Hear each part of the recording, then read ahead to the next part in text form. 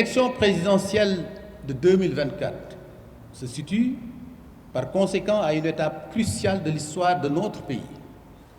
En ce sens, qu'elle constitue une échéance décisive à franchir pour la poursuite et l'approfondissement du plan Sénégal émergent, le PSE, d'ici l'horizon 2035, mais surtout pour la consolidation de l'état de droit, la sauvegarde de la République et de notre modèle démocratique.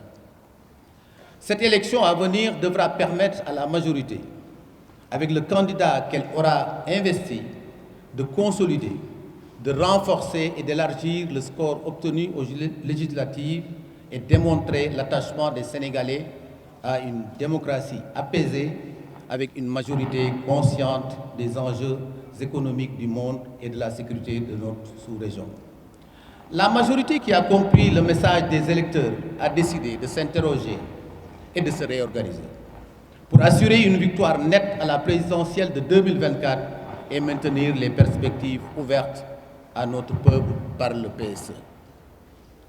Elle a décidé d'organiser une rencontre dans le cadre d'un séminaire pour se doter d'un appareil politique repensé, réorganisé, mis en ordre de bataille, fonctionnant au quotidien et à tous les niveaux. Nous allons vers un séminaire qui, au-delà de la question de la candidature, discutera en profondeur sur les réformes que la coalition Benno Bokk Yakaar doit engager pour une victoire à l'élection présidentielle en 2024.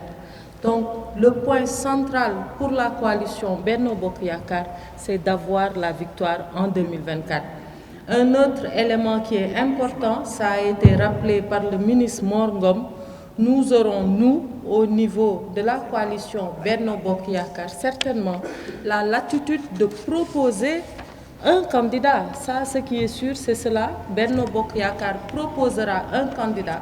Donc nous demandons l'indulgence de nous laisser le choix de dire notre préférence pour la candidature et le moment venu, à l'issue du séminaire, vous aurez très certainement les conclusions de nos travaux. Mais ce qui demeure évident, c'est que Benno Bokk Yakaar aura un candidat en 2024 et nous travaillerons à ce que notre candidat puisse avoir la victoire, Inch'Allah.